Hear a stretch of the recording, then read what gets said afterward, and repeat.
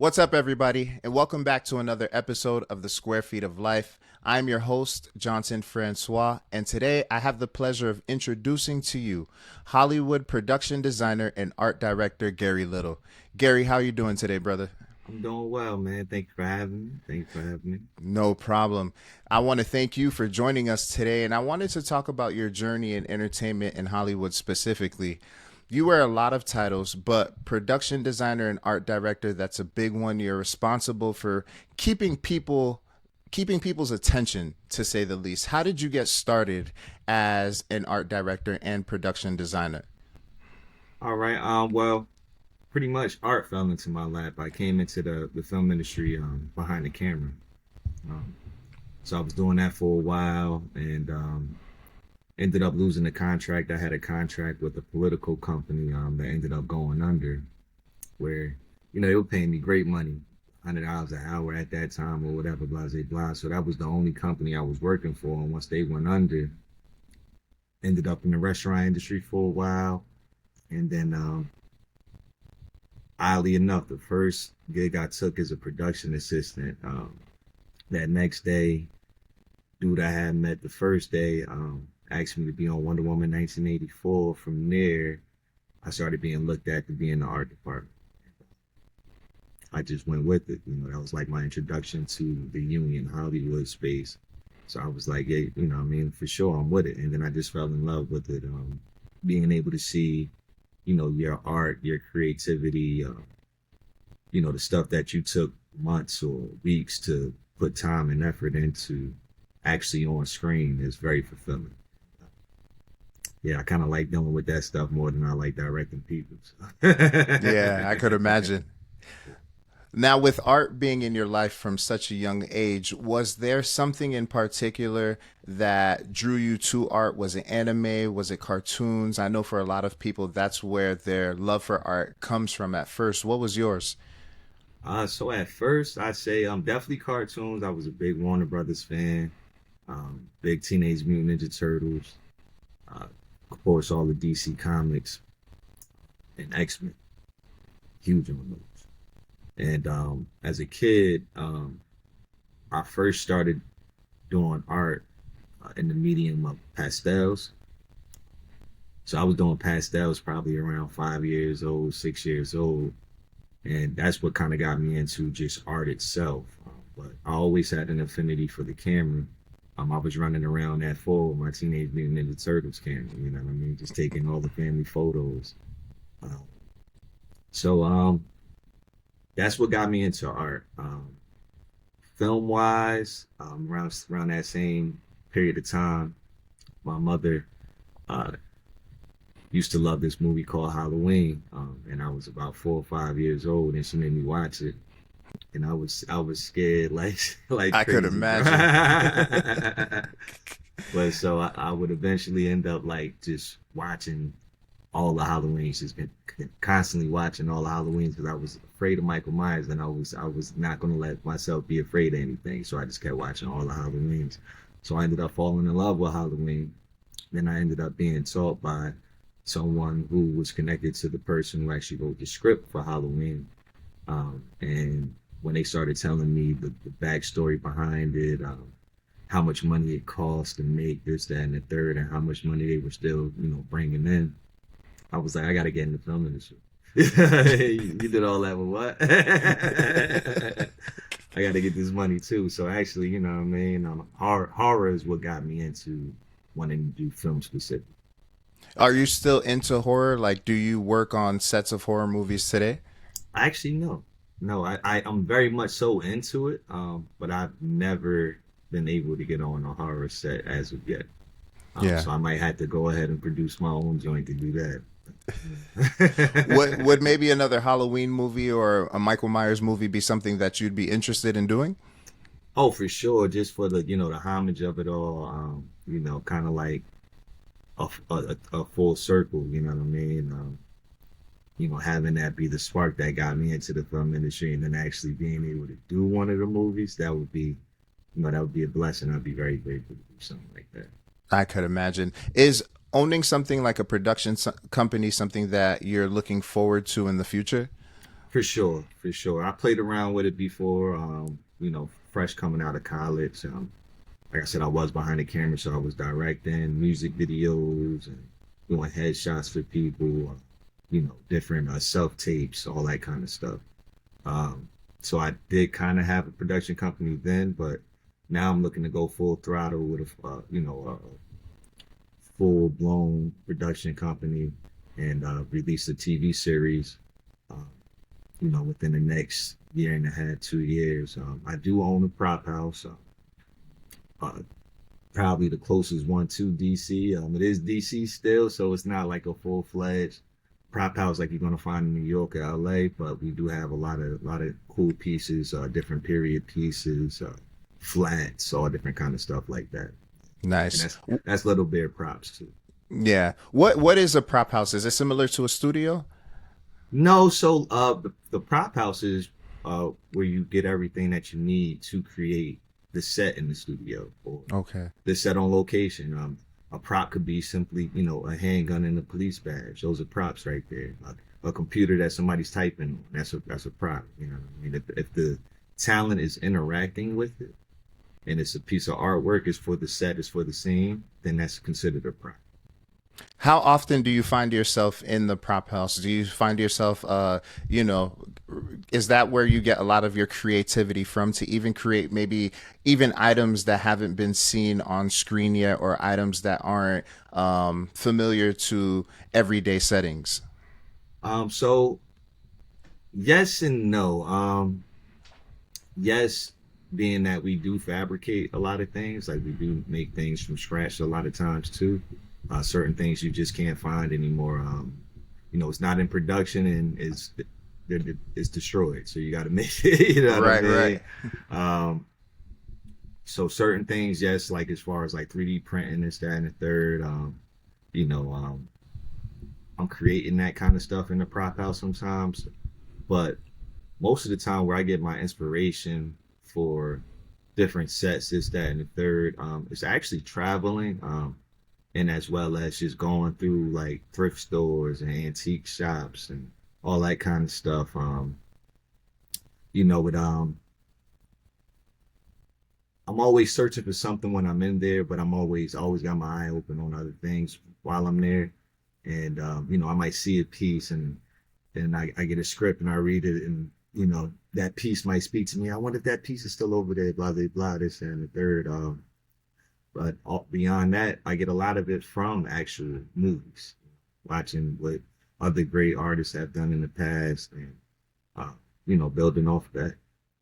Do you have a memory of maybe a prop that you could actually associate it from an area that you've been through to while traveling? Um, Trying to think,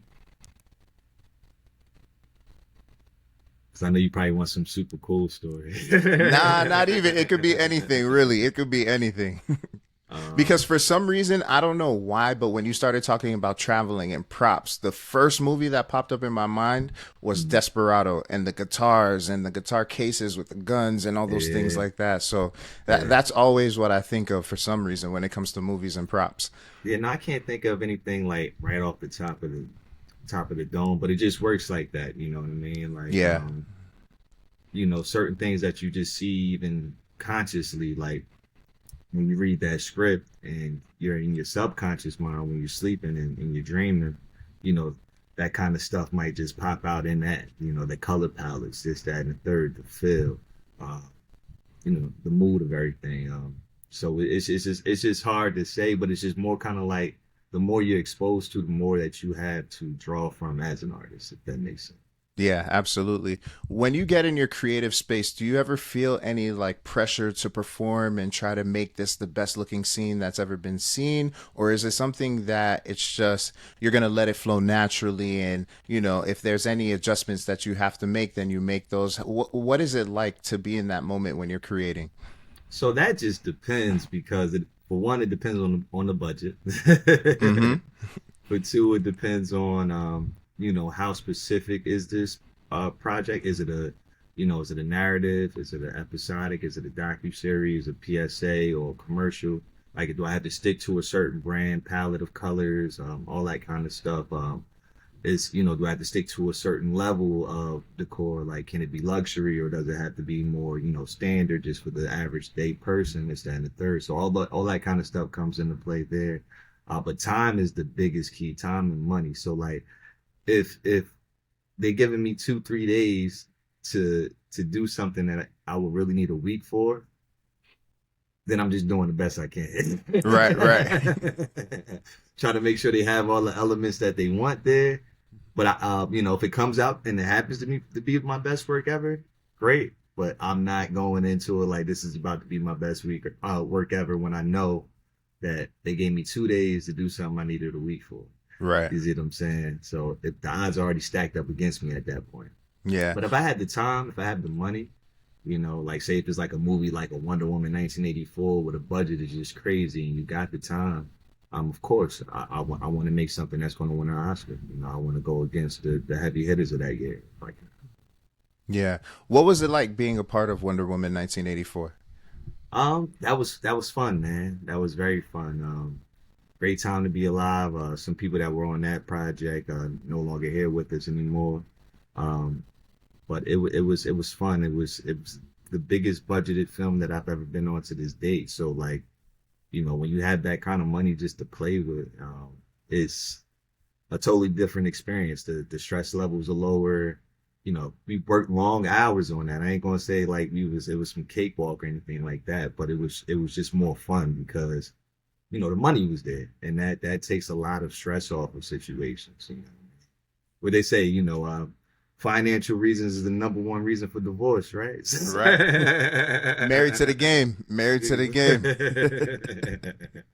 But what's it like working with like all of those actors and people behind the scenes? Is it a very encouraging environment? Is it intimidating? So it gets tricky. It gets weird. I will say I can't say too much when you start talking about that kind of stuff. But what I can say is you have different, you know, people are still people, right? So you have people with different personalities. Some are more open to, just speaking to people, talking to people, being pleasant and cordial. Others don't want you anywhere near them. You know what I mean? So, uh, in my situation, my position, I don't just do production design and art directing, especially on the bigger projects. A lot of times I'm the on-set dresser or key on-set dresser. So I typically have to deal with them regardless. Like I'm one of the ones that will have to talk to them.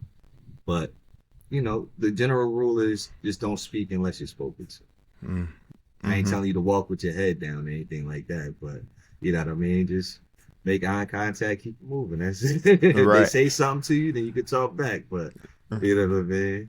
Yeah. Are there any actors that it was pleasant to work with? We don't have to name the ones that, were just not it, but those that were a fun experience. Could you name some of them? Gal Gadot, definitely. For me, she was definitely a pleasure to work with. Zoe Saldana, um, Janelle Monáe, Cynthia Erivo. That's probably the hardest working actress I ever worked with in my life. She's a beast. Yeah. She's a beast. Vanessa Bell Calloway, of course. Daphne Reed. Those are like my little film aunties. Um, but It's a lot of women on that list too, I noticed. well, that's the ones that I personally hung around mostly. But not, it just happens to be that way. It's not, Right. it just happens to be that way. I'm trying to think. Can I give you a mail? Oh, Kofi, Yeah, yeah. Cerebo, Omar Dorsey. Those are my guys. But yeah, most of my list is going to be women. Once you said Gabrielle Gal Mendes. Gadot, once you said Gal Gadot and Zoe Saldana back to back, I was like, yeah, I could imagine. Me and Zoe, we actually did a T-Mobile commercial together for Super Bowl. Nice. I was the set decorator, but I also acted with it. We did an elevator scene, so that was pretty cool too. What's the difference between like commercials or working on commercials and big budget films or even small budget films or TV series as well? Um, For one, so the biggest difference is, one is more guaranteed work. You Hmm. got a long stretch. What I mean, you might be on this project for 5.5 months to 2 years. You know what I mean? Yeah. So that's the biggest difference. Like that's going to be more so your episodics, your big budget like action films, like the Marvel film stuff like that. Um, Trying to think. Beyond that, well, I will say so. Also, with those big budget joints, it's a lot more strict as far as what you can do in your position. Um, it's much more you work in your position. That's the only position you do. You see what I'm saying? Like you Yeah. can't, you know how to do the camera, or whatever. Whoopie whoop. Okay, that's cool. We got people to do that. Don't touch nothing over Right. there. Where like commercials and your smaller documentaries and PSAs, it's more of that feel where you're wearing more than one hat. You know what I'm saying? If you're the production designer, well, you're the production designer, you're the on-set dresser, your construction, your scenic, your greens, you're all of Right, right. that. You know what I'm saying? Unless they give you a team, which even if they give you a team, normally it's not enough people to do Hmm. for you to only wear the hat of the production designer. You see what I'm saying? Yeah. So you're wearing a lot more hats when you're doing the smaller stuff, which is better for the young people coming up, because then you get to learn more. Where, like I said, if you coming into a union project, which are the bigger projects, you have to stay in your position. So you're not going to get those opportunities to learn anything outside of what your job is, and that's that. You know what I Right. mean? Um, but beyond that, it's just more, like I said, it's more um, stability. Yeah. Because you can do union as a commercial as well. So the benefits don't really change there. Um, it's just whether or not you're doing a non-union commercial versus if you're doing a union commercial. Hmm. You meant, Non-union, you're not going to have any benefits. It's just straight payout. yeah. You mentioned time. What's the one project that took you the longest to work on? The longest, hmm, it would be between Dope Sick and the Good Lord Bird. Those would be the longest. I want to say Dope Sick might have been the longest though, because we ended in May. Started in, I think, in May. So yeah, like 7 months. Something like that. Okay. So not too long. There hasn't been anything that's taken like 2, 3 years to film or anything like that.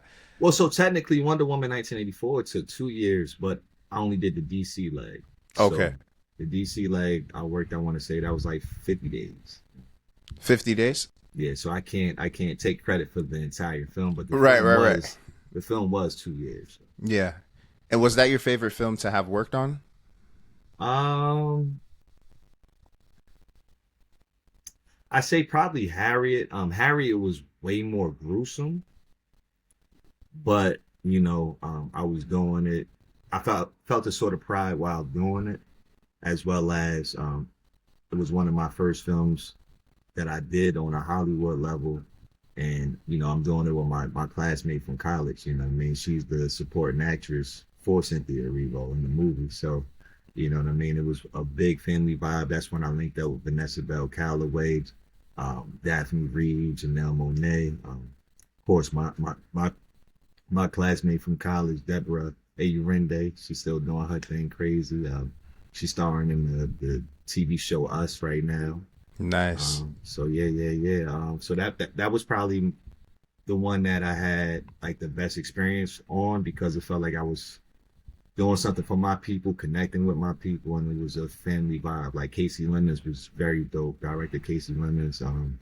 It was an honor to have worked with her and been able to do that at such an early stage in my lifespan in Hollywood. Nice. Real dope. Now, are there any upcoming projects or upcoming films that you can talk about that you may be working on right now? Uh, yeah, to a certain extent. So Okay. we always sign an NDA. So Hmm. to a certain extent, I can say things to a certain extent. But yeah, there's a project that I just did with Robert De Niro and what's my girl? Oh, Angela Bassett. Yeah. Um, Nice. so that'll be coming out soon. Is that the same film or are these two different films? Not same project. Yep, same Oh, project. nice. Same project. Um, I just did. I don't know if you watched the Terminal List. Just got off of that this weekend. Okay. Um, the new season, Dark World. But yeah, it's a bunch that I got coming out, man. Cross hasn't even dropped season 1 yet. That'll be coming out, I think, November. It's either in a couple weeks from now or it's in the beginning of November. But season 1 drops, like I said, in a few weeks. We already finished season 2, so I had that back to back. So there's some things going on, man. Some things definitely coming out. Certain things I can't talk about. There's one that's a pretty big joint. But it's literally even if I wanted to talk to you about it, there's literally no title for it. So Okay, got it. It's one of those yeah. things that they'll figure out as the project goes along. Right. But she's pretty big, Catherine Berkshire.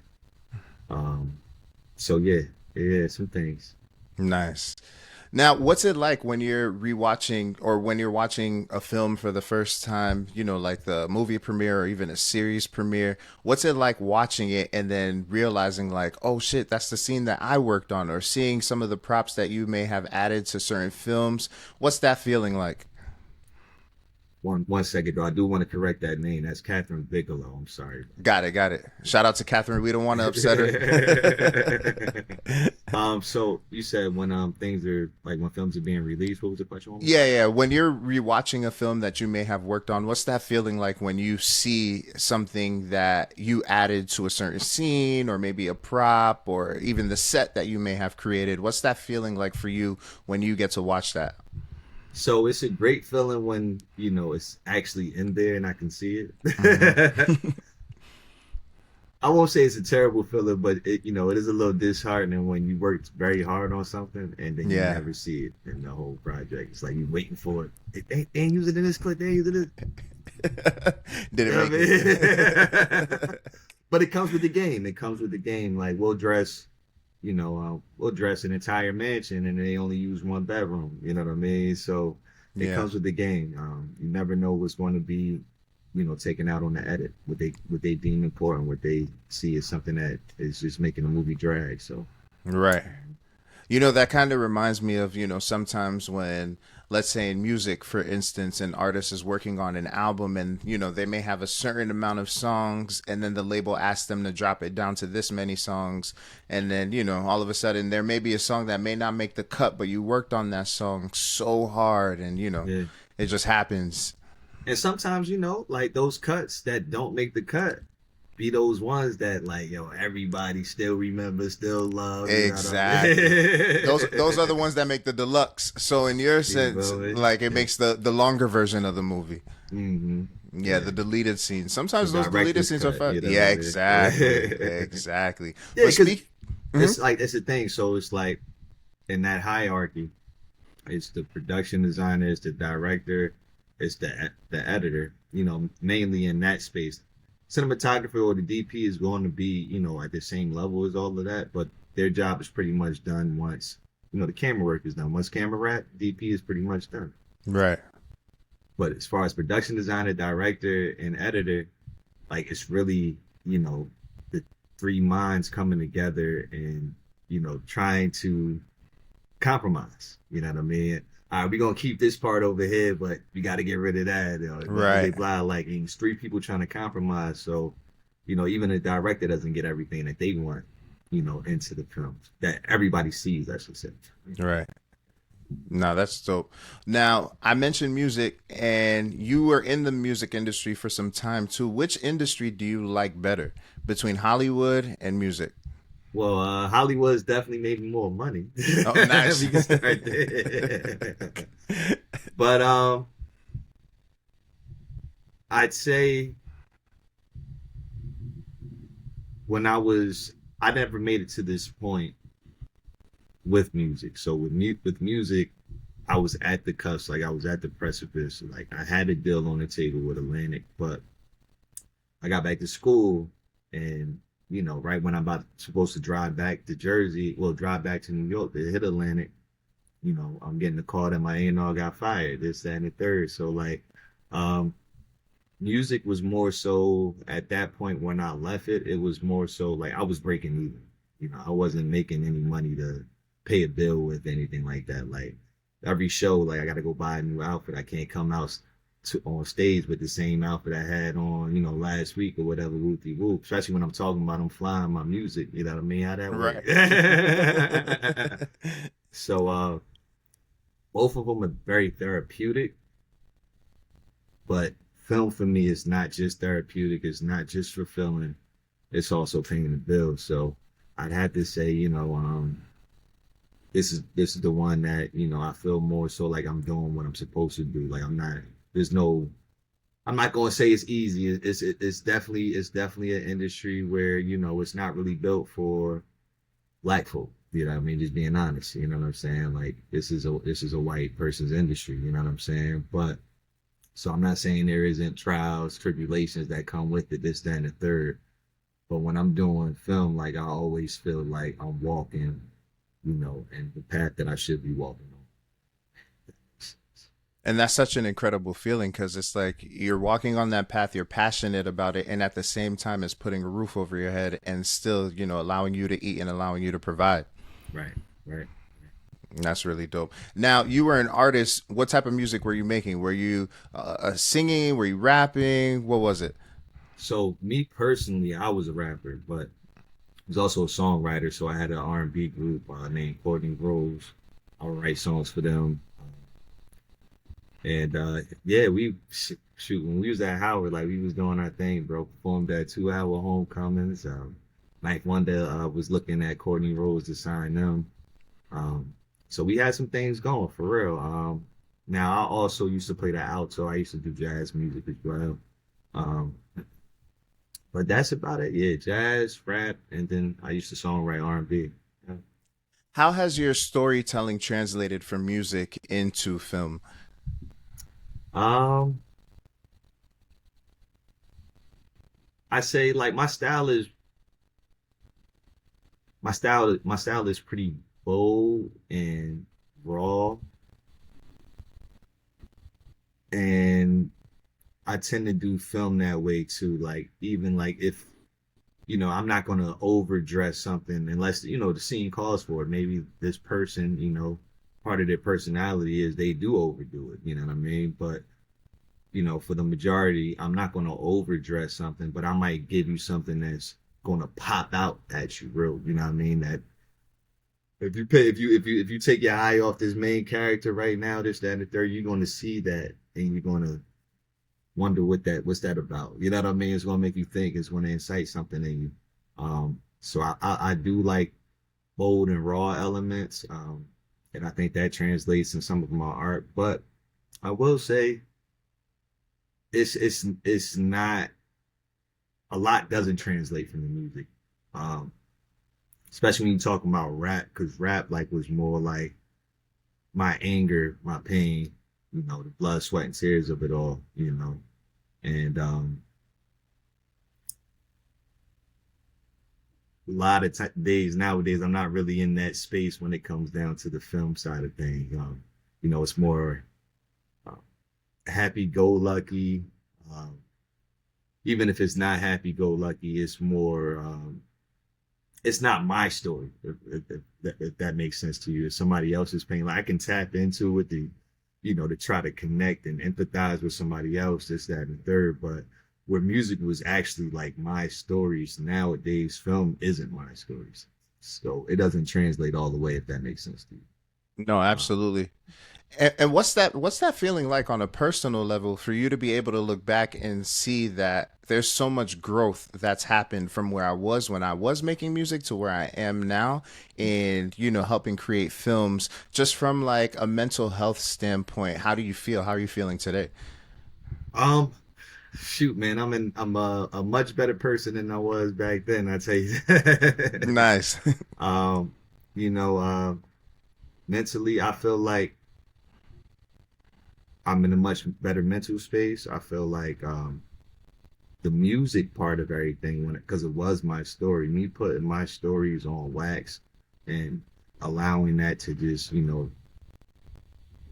keep vibrating throughout the universe. Anytime somebody plays that song or I play my song, I feel like it kept a certain kind of energy, right?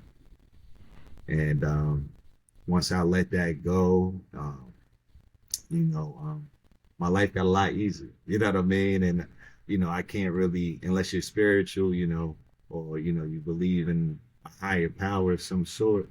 I can't really explain it. Like it's like, you know, what they say is power in the tongue, right? You know what Right. I mean? And for me, I know that's 100% fact. You know what I mean? Because once I let that go and I stop putting all my pain and tragedy on wax, you know what I mean? Like that stuff stopped happening in my life. So yeah. When you were making that transition, was there any part of the new you that felt conflicted that this part of your life is now way more positive than it was when you were making music? Oh, for sure, man, for sure. Confliction, yeah, man, to the utmost. It's a constant battle. It's like you got that angel on one shoulder, the devil on the other. Right. Especially when you actually know what you are capable of, because you've been down that road. You know what I'm saying? It's a constant confliction because you're trying to step into this new self that you are, this positive person, and remain that way. But then you have outside forces that do things to trigger you and say things not knowing, like, this is me trying to be very, very nice and professional. This Very ain't really demure, me very though. demure. So you want to see the real me, or you want to keep it right here? You know what I mean? So it's a constant battle, man. Especially with as humans, we have pride and we have ego too. So it's just like especially when you seeing somebody that is just like, yo, this person couldn't survive half of what I've been through. Like they got the nerve to talk to me this way, this, that, and the third. It's a constant battle. It's a constant fight. But I'm happy to fight that battle, if that makes sense. I feel like every day we should be striving to be a better version of ourselves, and self control is key. Being able to eat your pride is key. A lot of people mess up themselves simply because they just couldn't eat their pride. They had to die on that small little anthill. Right. They could have went way further and swept that under the rug. Absolutely. So yeah, yeah. No, that's very dope. I'm happy for you, brother, because it could be tough. You know what I mean, especially with the industry that you're in, that you are in, and dealing with the things that you've mentioned you've had to deal with, especially being a minority in such a big industry. It could get tough at times. Yeah, no, for sure. For sure. And Now, then mhm, there's a lot of stuff too, just behind closed doors, this, that, and the third, like that goes on in this industry. That's just, it's stuff you can't really stomach, want to be around, this, that, and the third. But while you're in the middle of a project, like it's hard to just stop the project. You know what I mean?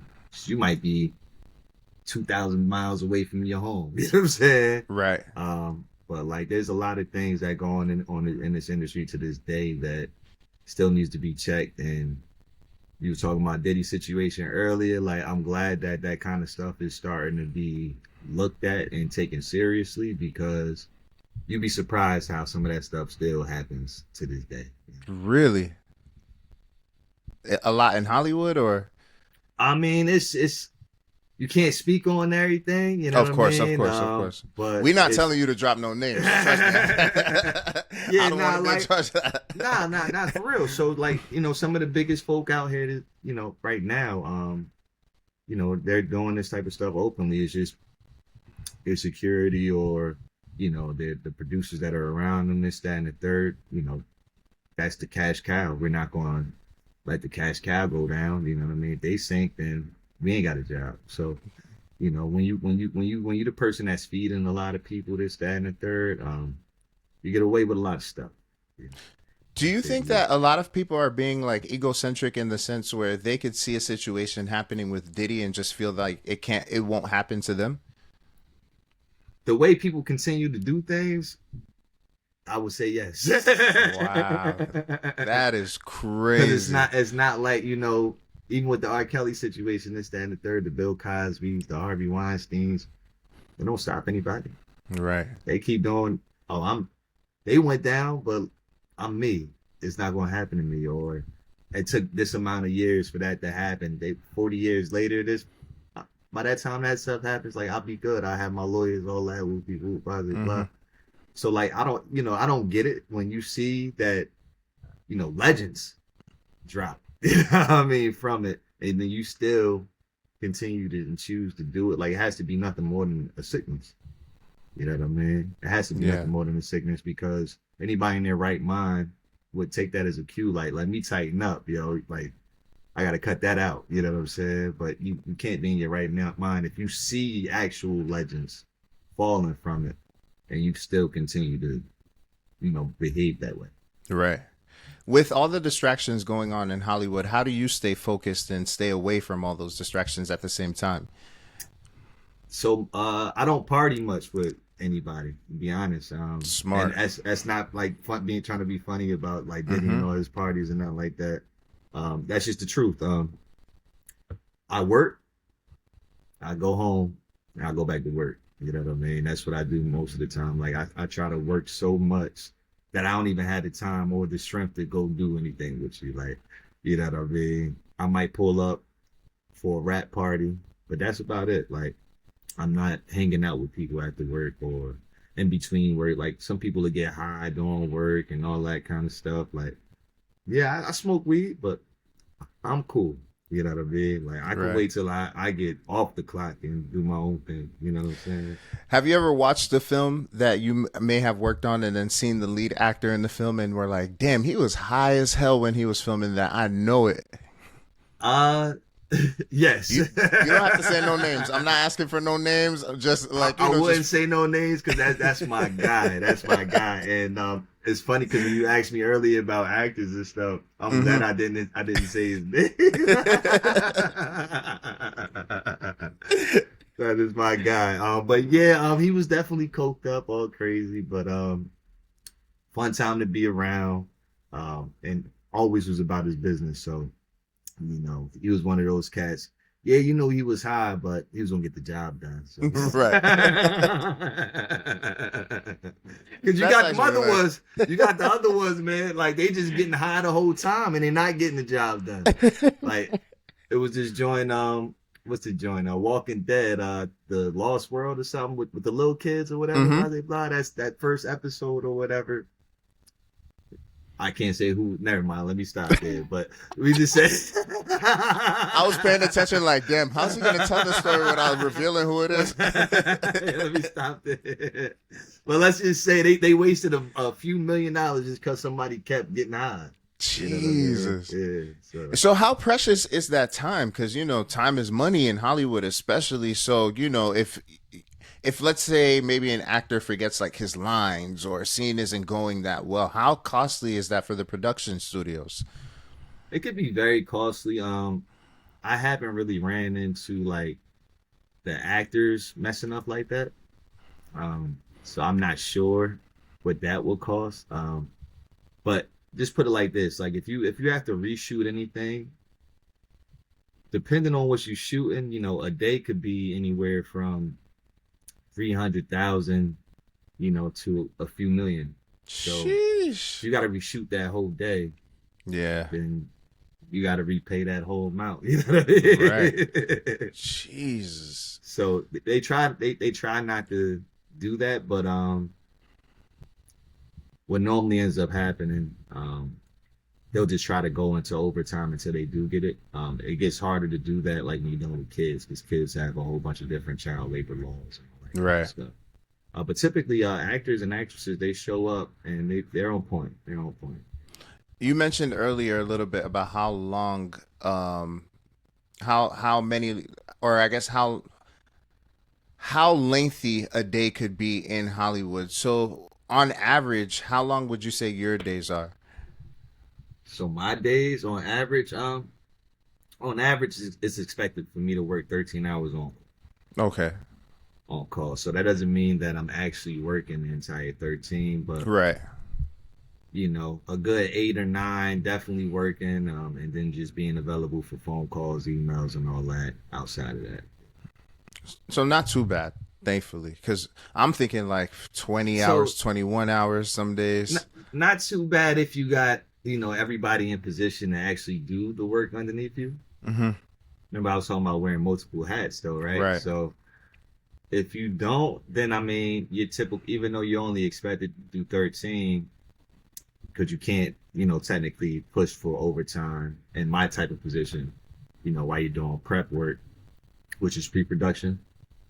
Um, so like when you're doing prep work, to get you to the actual shoot, to the actual production, you know, typically they saying 13 hours on paper, but you're working 17, 18. Mm. Uh, it's kind of, it's literally like every waking moment you got something to do. So it's, yeah. Um,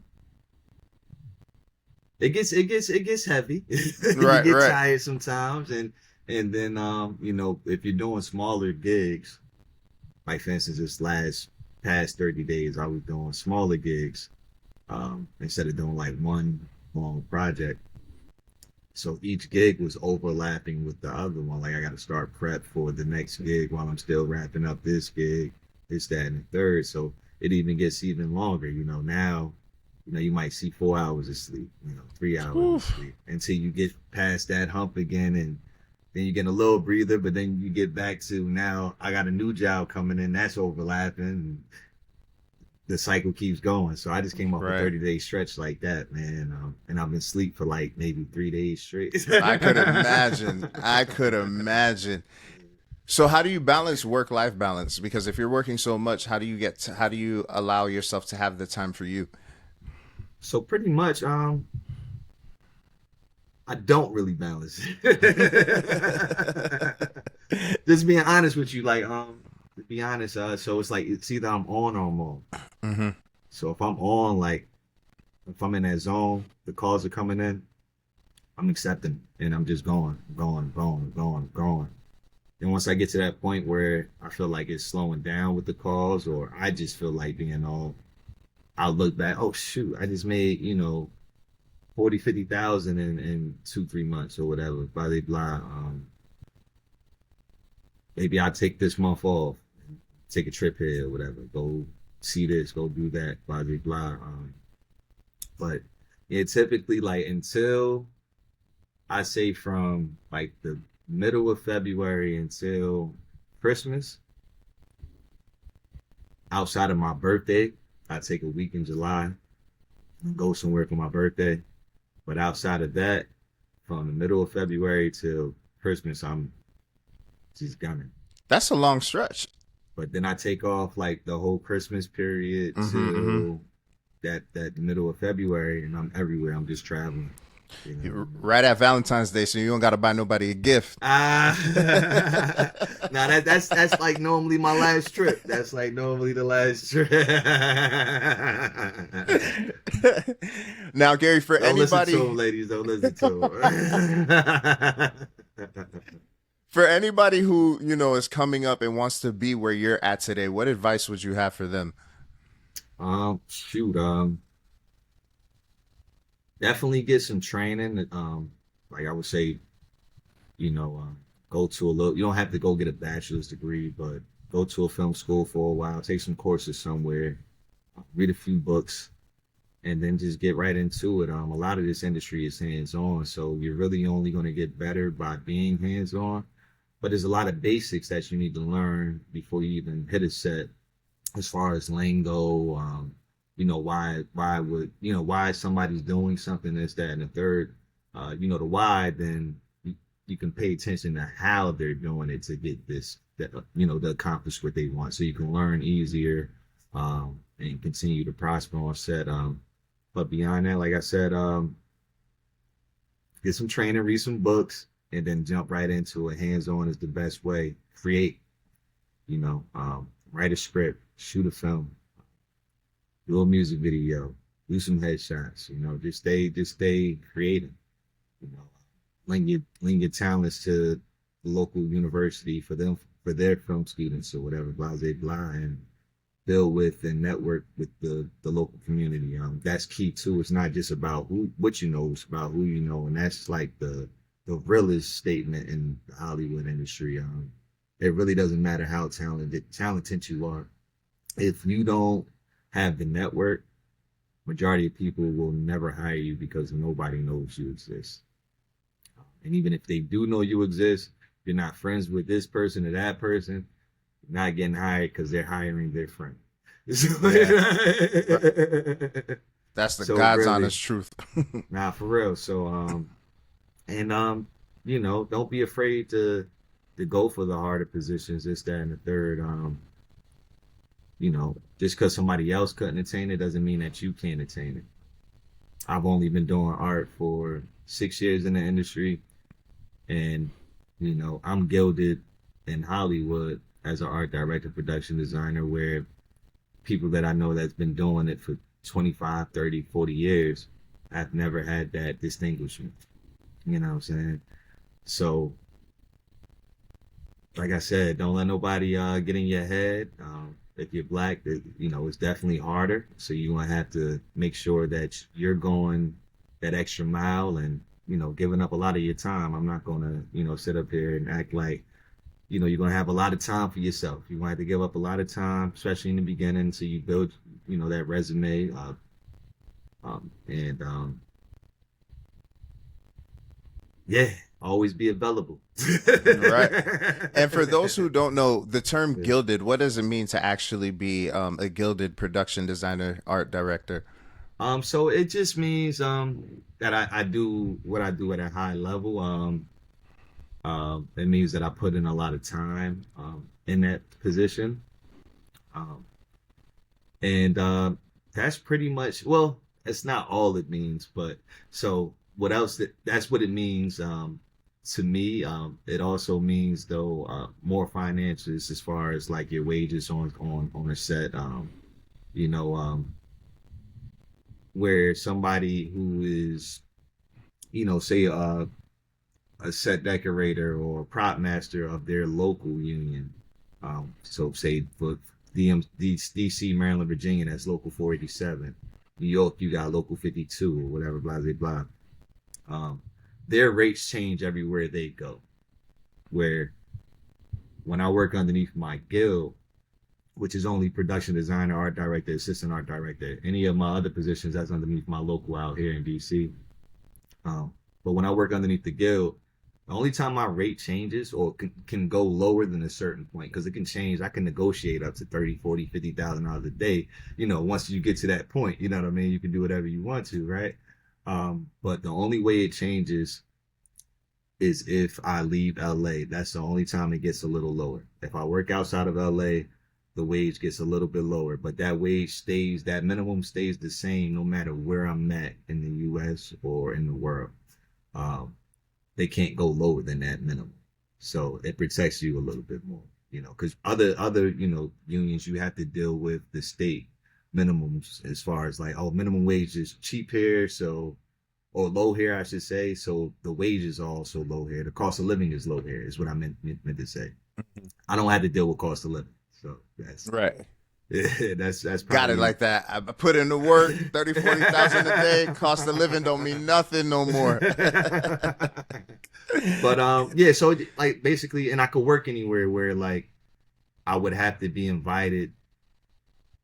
Say if I was just local 47, I have to be invited to go work in New York, or I had to go be invited to go work in Atlanta. Underneath, if I'm working a guild position, I don't have to be invited anywhere. I'm covered everywhere. It's almost like federal and state in that sense. The guild gives you the federal Exactly. protection. Yeah. Nice. Gary Little, thank you so much for being on today. For the people who haven't found you on social media or where you want to be found, where can they find you at? So on social media, or you can find me anywhere with this. It's H as in Henry, 2EUCE. Once again, that's H2EUCE. You can find me on Instagram with that. I don't have much on TikTok, but I'm sure there's a TikTok page over there with that, Twitter, all that kind of stuff. And then It's Gary M. Little, IMDb. You can find me on IMDb. You can find me on Staff Me Up. You can find me on the Art Directors Guild, CSAP, all those kind of sites. It's a pleasure talking to you, and thank you for having me today. And hopefully we can do this again, man. Absolutely. I look forward to it, especially next time you got to bring Gal and Zoe through. Now Ah, you crazy, man.